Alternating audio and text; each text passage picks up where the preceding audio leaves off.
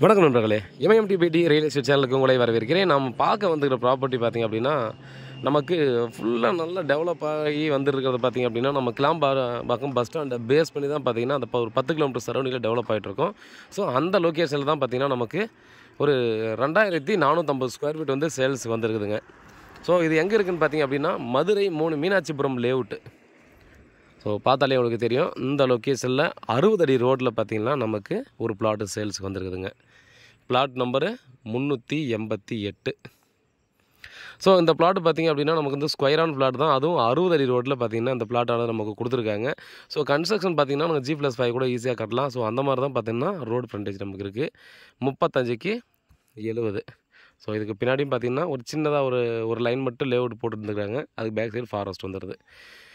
So இந்த 60 feet road last வரையும் அப்படியே போயிட்டுருக்கு. மீதி இருக்கக்கூடிய எல்லா ரோடுமே பார்த்திங்கன்னா 40 அடியோ 24 அடியோ இந்த மாதிரி தான் மாறி போகும். பட் நம்ம சைட் பார்த்திங்கன்னா 60 அடி ரோடு மேலே இருக்குது.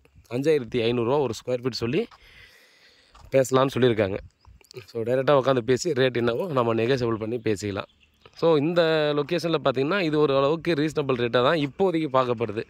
ஏன்னா நம்ம இங்கே கிளாம்பாக்கம் பஸ் ஸ்டாண்டை பேஸ் பண்ணி பார்த்தோன்னா நீ எந்த லொக்கேஷனில் போய் கேட்டாலும் மார்க்கெட் ரேட்டை விட அதிகமாக தாங்க போயிட்டுருக்கு. அதே போல் பார்த்திங்கன்னா இதில் ஒரு பியூட்டினா நம்ம பிளாட்டை ஒட்டி அப்படியே பார்த்திங்கன்னா ஒரு அப்பார்ட்மெண்ட் கன்ஸ்ட்ரக்ஷன் வந்து ஸ்டார்ட் பண்ணிட்டாங்க.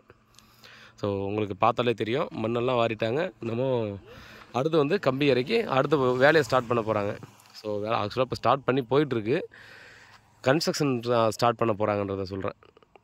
ஸோ 5500 சொல்லி நெகோசியபிள் சொல்கிறாங்க. இங்கேருந்து பார்த்திங்கன்னா கிளாம்பாக்கம் பஸ் ஸ்டாண்டுக்கு 1 கிலோமீட்டர் தாங்க வருது. ஃபுல்லாக மக்கள் நடமாட்டம் இருக்கக்கூடிய இடம் தான். எனி டைம் பார்த்திங்கன்னா மக்கள் போக்குவரத்து இருக்கக்கூடிய இடம் தான். சுற்றியும் பார்த்திங்க அப்படின்னா எல்லாமும் இண்டிவிஜுவல் வில்லாஸோ இல்லை அப்பார்ட்மெண்ட் ஃப்ளாட்ஸோ எல்லாமே சுற்றி இருக்கக்கூடிய இடத்துல தான் பார்த்திங்கன்னா நம்முடைய பிளாட் அமைஞ்சிருக்கு. வெஸ்ட் ஃபேஸில் இருக்குது.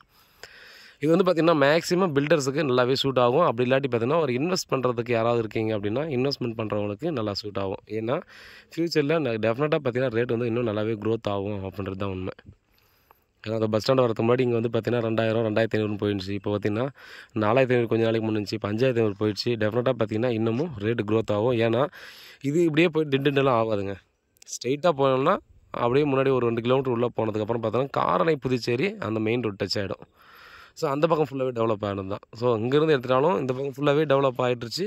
அதே போல் இந்த பக்கம் ஸ்ட்ரெயிட்டாக போனாலும் நமக்கு ஈஸியாக டெவலப் ஆகிடுச்சு. ஸோ அந்த லொக்கேஷனில் தான் இருக்குது. பாருங்கள், யாருக்காவது பார்த்திங்கன்னா இந்த லொக்கேஷனில் தேவைப்படுது